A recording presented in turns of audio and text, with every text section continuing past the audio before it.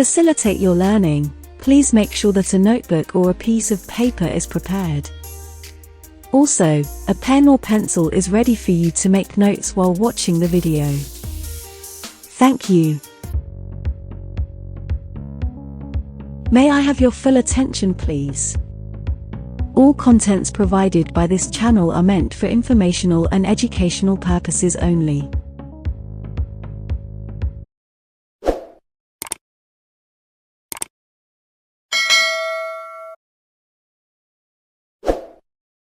My neighbor, whose grandparents were opera performers, says it's a way to entertain the ghosts during the Hungry Ghost Festival. Wow, the Hungry Ghost Festival is also known as the Yunnan Festival. It's such a meaningful tradition, honoring those whose spirits are believed to return during the 7th lunar month. Exactly. Every family whose roots go back generations has its own tradition. Relative courses give us more information about someone, something, or idea without starting a new sentence. This helps make sentences more fluent, detailed, and connected. A defining relative clause usually comes immediately after the noun it describes. We usually use a relative pronoun like who, whom, which, that, when, where, or whose to introduce a defining relative clause. In a defining relative clause, we use whose to give essential information about the noun. The clause is necessary to understand the sentence, so we don't use commas. If we remove the clause starting with whose, the sentence loses important meaning and becomes unclear. Let's look at the example. The families whose ancestors are believed to visit during the festival brought offerings for the spirits. Here, whose shows possession. It links families to ancestors. This clause tells us which families we are talking about. So it's essential. It's a defining clause and no commas are used. In a defining clause, who gives essential information about the noun, usually a person or group. Again, because it's essential, we don't use commas. If we remove the clause, the sentence becomes unclear. Let's look at the example. The families who are believed to have ancestors visiting during the festival brought offerings for the spirits. The clause who are believed to have ancestors visiting during the festival tell us which families. It defines a specific group, so this is a defining clause, and no commas are used.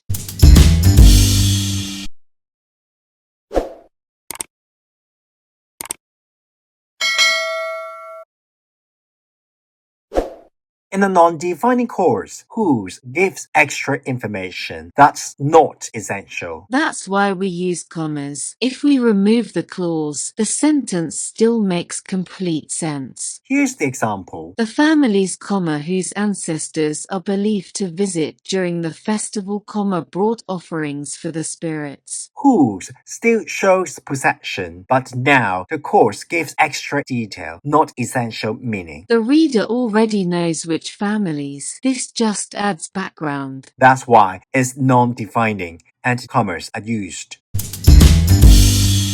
In a non-defining clause, who also gives extra information. We use commas because the clause can be removed without changing the main idea. Let's look at the example. The families, who are believed to have ancestors visiting during the festival, brought offerings for the spirits. This clause gives extra detail about the families. It doesn't define which families, it just adds more information. That's why it's non-defining and commas are used.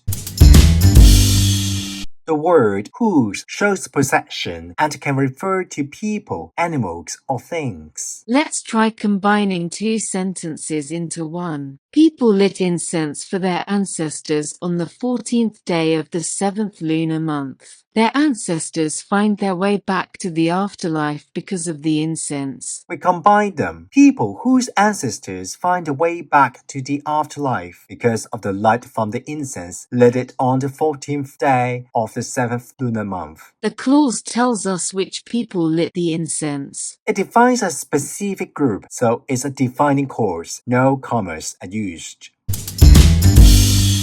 Now, let's look at the non-defining version. People, whose ancestors find their way back to the afterlife because of the light from the incense, lit it on the 14th day of the 7th lunar month. This time, whose still shows possession, but the clause is extra information. The commas show that this clause can be removed. The sentence still makes sense. So, this is a non-defining clause, and commas are required.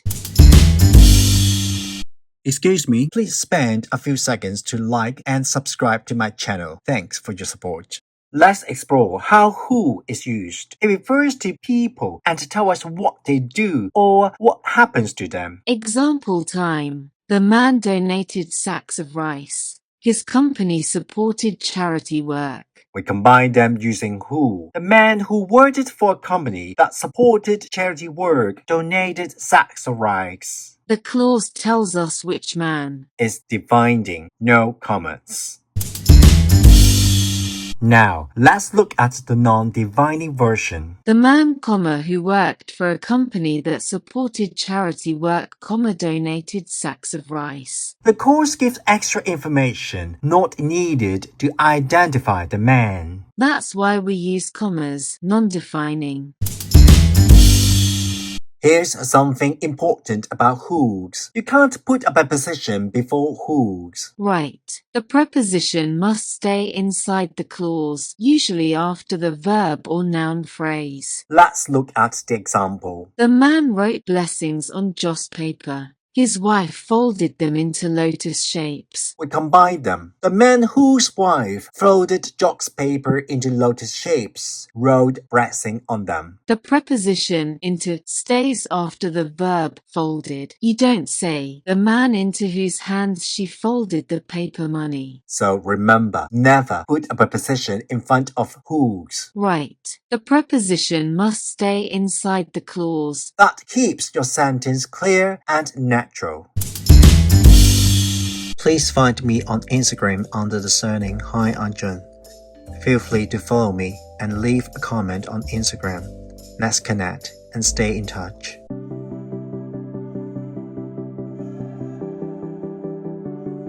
Complete the question in 1 minute.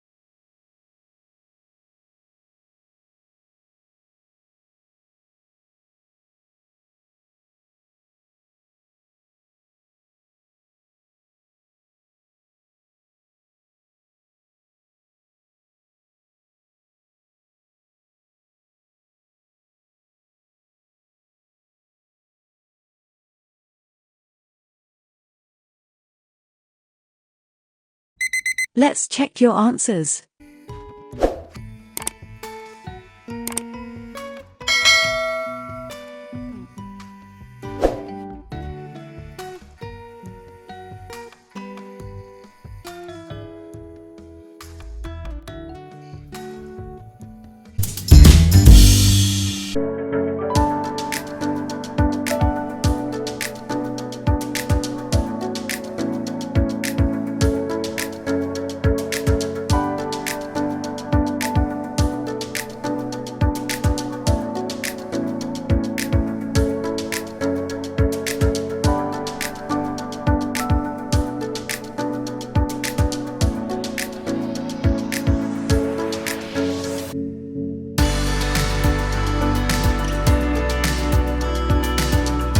if you would like to support my channel, please scan the QR code. Then you can buy me a cup of coffee. Thank you. That's all for the video. If you enjoyed the video or find it useful, please like, subscribe, and smash the bell icon. Also, would you like to experience the Hungry Ghost Festival? Comment with your thoughts below. You're most welcome to share the video with your friends. Thanks for watching. See you next time.